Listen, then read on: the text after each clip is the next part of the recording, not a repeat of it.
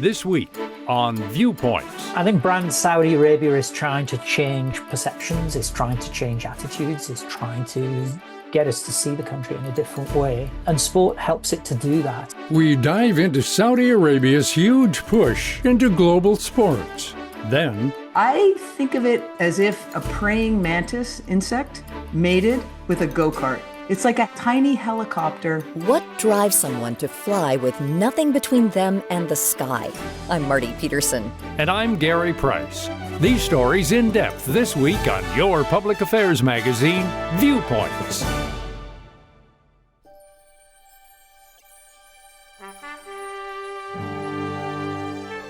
the international sports industry has never been bigger or more competitive. From the recent Winter Olympics to international soccer to Formula One, these events draw massive audiences and even larger investments.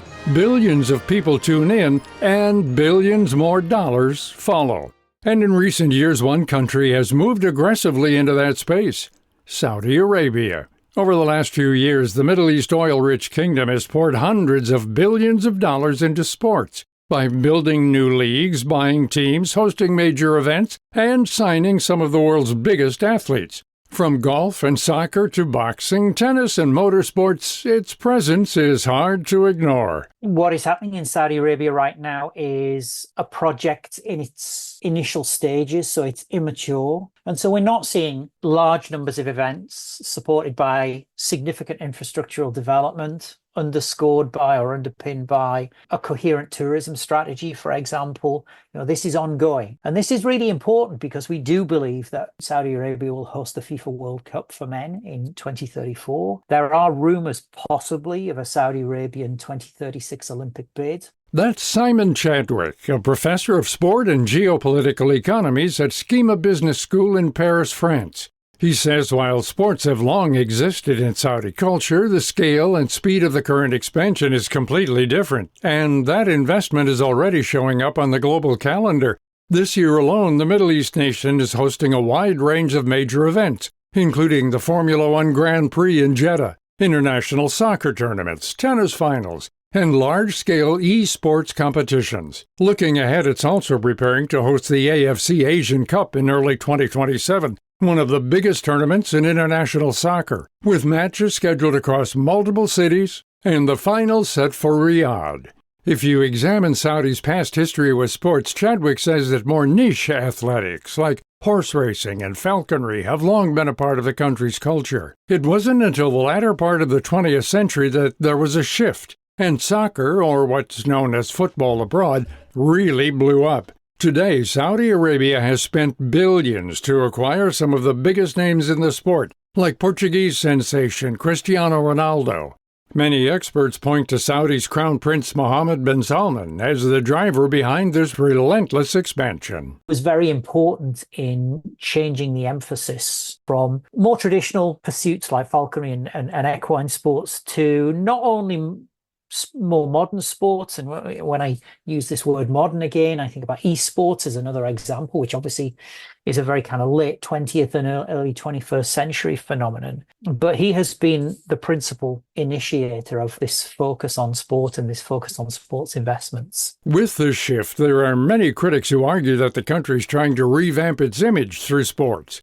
It's long been known as a conservative state with hardline traditional values around religion, gender norms, free speech, and what's generally accepted in society.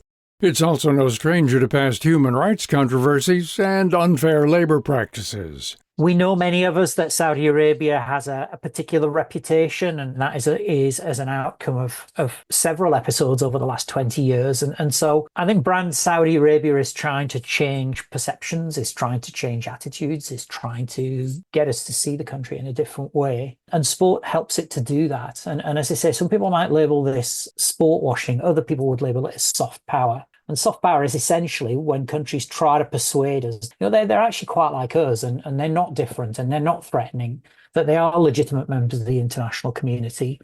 And so in terms of how I would characterize Saudi Arabia overall, we got lots of fighting fast cars and football events, football soccer events taking place there, which is typically what you would find in the United States, in Britain, in France, in Germany, in Australia, and other parts of the world. So that kind of underscores this whole observation about legitimacy and about soft power. While this may be part of the narrative, there are also a handful of other factors behind the country's heavy push into sports. Saudi Arabia is a country that is hugely dependent upon oil revenues to sustain itself, maybe as much as 40% of GDP annually. And so sport is part of a diversification strategy at a time when obviously the world is kicking back against fossil fuel consumption.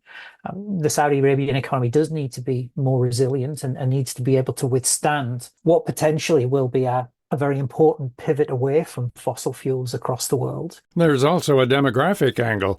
The country has a young and rapidly growing population, with a large majority falling under the age of 35. The overall population of Saudi Arabia is around 35 million people, and the population shift is changing how millions live, work, and spend their free time. One of the things that I think Saudi Arabia is mindful of is the potential for these young people to become disaffected.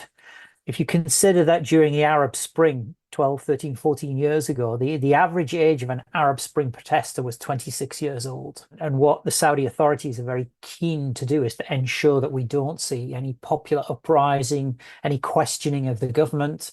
And so sport is one of the ways in which the country is addressing that. But otherwise, Saudi Arabia has public health problems, high rates of hypertension, diabetes, heart disease, strokes, and so forth. And obviously by focusing on sport, by getting people not just to watch sport, but to play sport too, constitutes an important public health intervention. Yet questions still remain about how sustainable this approach will be and the long-term impact it will have, both inside the country and on the global sports landscape. For now, what's clear is that Saudi Arabia isn't letting up anytime soon. For those of us who believe that sport has the power to do good things to change societies, we could say that Saudi Arabia is a very interesting case study about how transformational sport can actually be. This also raises a bigger question about the future of sports itself. As more state-backed money enters the system, leagues, athletes, and political leaders are being forced to navigate new financial realities and political considerations, gradually altering the structure of power across international sports. For more information about our guest, Simon Chadwick, head to viewpointsradio.org. For more behind the scenes and to support the show, follow Viewpoints Radio on Instagram, X, and Facebook. This segment originally aired in May of 2024 and was written by our executive producer, Amira Zaveri. Our studio manager is Jay Silvers. I'm Gary Price. Coming up, the draw of open cockpit flight and why one pilot keeps going back when Viewpoints returns.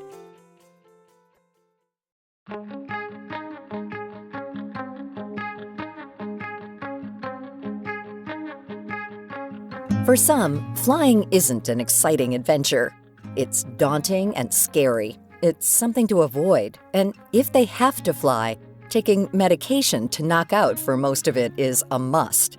But for a small group of people, it's the best part of their week. Gliding into the sky feels freeing and fun, like everything below you gets quieter for a moment. And for some, that freedom comes from stripping away the insulation that separates you from the outside elements. No cabin and no barrier. According to the Federal Aviation Administration, certified pilots, whether they have commercial or private licenses, make up far less than 1% of the U.S. population. And within that group, only a fraction fly open cockpit aircrafts. One such pilot is former San Francisco firefighter and author Caroline Paul.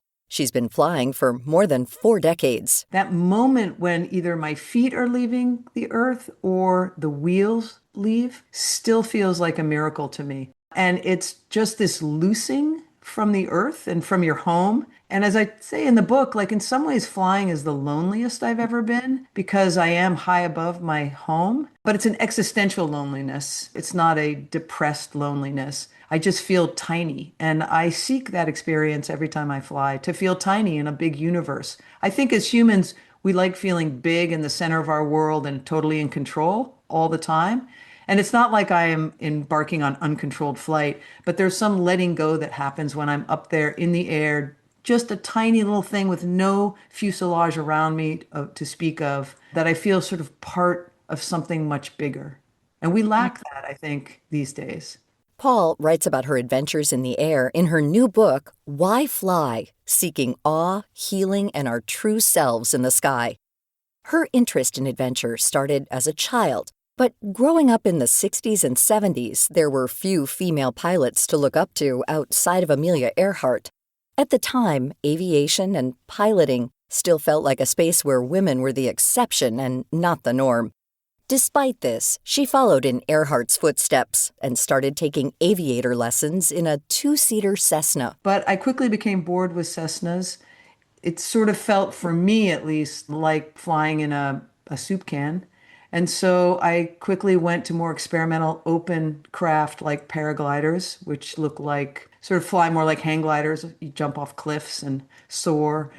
And then I went to hang gliders with motors. And finally, at 58, I started flying an aircraft that I became obsessed with called a gyrocopter. When I first saw one, I thought, that doesn't fly. I think of it as if a praying mantis insect mated with a go-kart. It's like a tiny helicopter with a seat underneath it, in my case, 2 seats, and mine is open cockpit. So really there's very little holding you up there except a rotor blade, a motor and a propeller, and a seatbelt. Paul says she used to love the slow, open flight of hang gliders. But as weather patterns shifted and turbulence became harder to predict, she started looking for something more stable, but that didn't lose that open-air feel. She switched to a gyrocopter because they handled turbulence well. So whereas I couldn't have really flown over the Sierras and back in a day because of the wind windows, I would have just gotten battered around, dangerously so, in a very light hang glider. Now in a gyrocopter, I can fly through that big mountain turbulence. And it's been eye-opening for me as a pilot. But I have seen whales off the coast and circled if they're close enough for me to make a landing if something goes wrong. But you also don't want to bother them. You don't want to bother wildlife. But certainly I go down to look at a beautiful, what looks like is that a mountain bike trail? And not to mention the amazing houses that people try to hide from people here in California, but I can see them. It's a view that's hard to replicate from a commercial flight. It's lower, slower, and far more immersive. Gyrocopters come with an open or enclosed cockpit, depending on the make and model, and with 1 or 2 seats.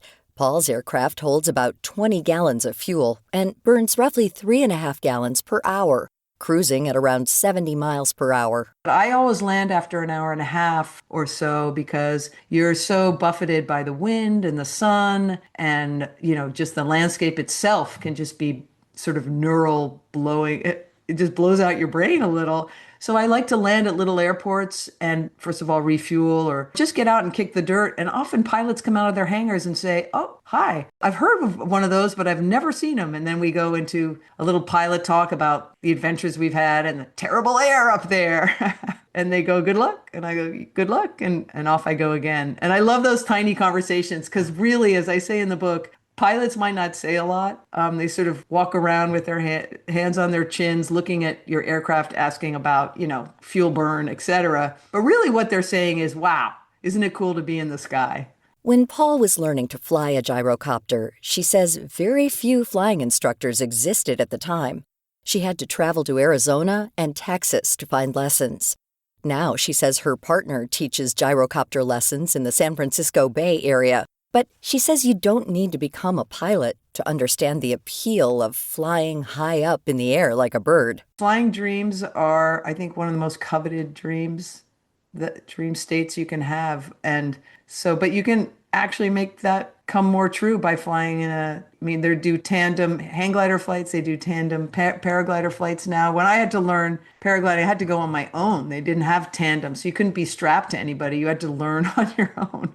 There'd be an instructor yelling at you from the ground, and trying to hold on to you so that you didn't fly too far away. But now they have tandem, everything. And so it's an incredible experience, even just once. Honestly, I think it's transformative just once. You don't have to actually be a pilot just to experience that open cockpit feeling. When Paul was in her 20s, she sought that adrenaline rush and sense of danger.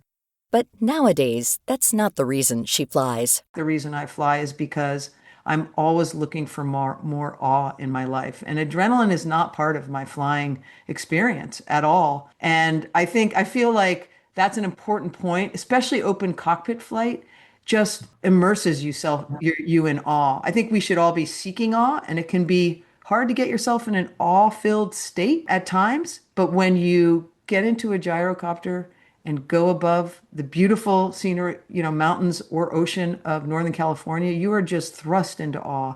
And awe is really good for us. So that's the big reason I fly these days. People ask me all the time, why? I mean, this is what the book asks, why fly? And one of the reasons is because you will find the deepest awe you have ever felt if you fly an open cockpit plane like I do. At a time when travel is hectic, stressful, and mostly about getting somewhere, open flight shifts the focus back to what it feels like along the way. To learn more about this topic and our guest, check out Caroline Paul's book, Why Fly? Seeking Awe, Healing, and Our True Selves in the Sky, now available in select bookstores and online. You can also learn more by visiting our website at viewpointsradio.org. For more behind the scenes and to support our show, follow us at Viewpoints Radio on Instagram, X, and Facebook. This story was written and produced by Polly Hansen. Our executive producer is Amira Zaveri. Our studio manager is Jay Silvers. I'm Marty Peterson. Viewpoints returns in just a moment.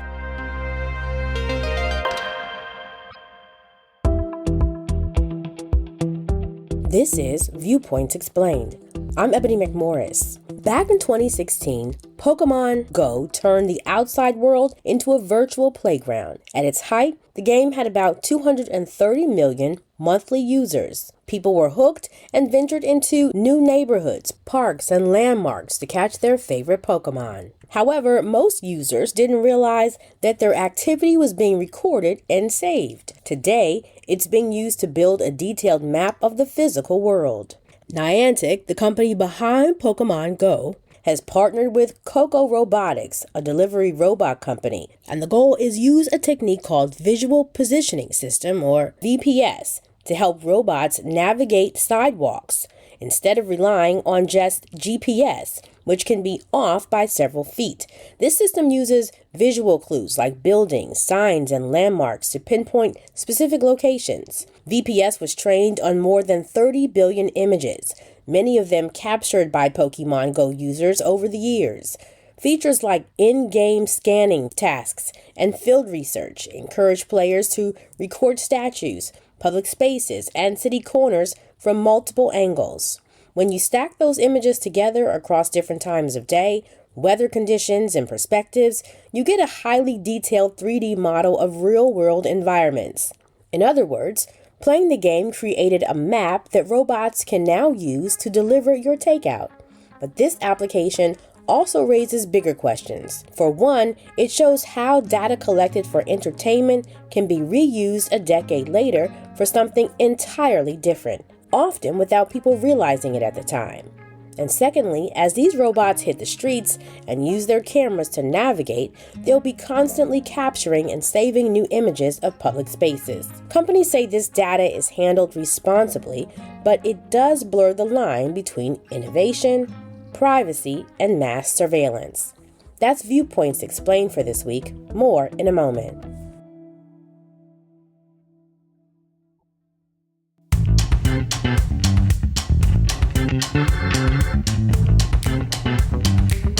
Welcome to Culture Crash, where we examine what's new and old in entertainment. Is late night TV dying? The nighttime variety talk show format has faced a number of growing challenges in recent years.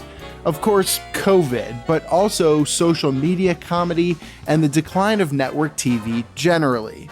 So what does this mean? Well, ratings are nosediving, and so is ad revenue.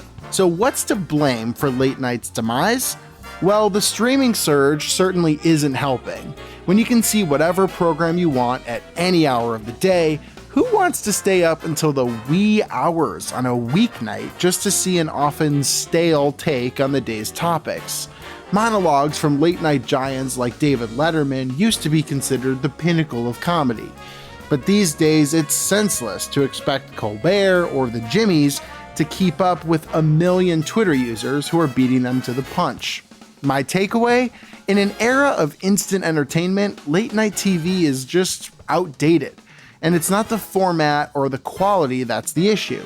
In fact, many of the current hosts are brilliant comedians with teams of top-tier writers. But even still, content creators on apps like TikTok and Instagram are much more in touch with a younger crowd of comedy fans. In a world where humor happens at the push of a button, late-night TV isn't holding up like it used to. I'm Evan Rook.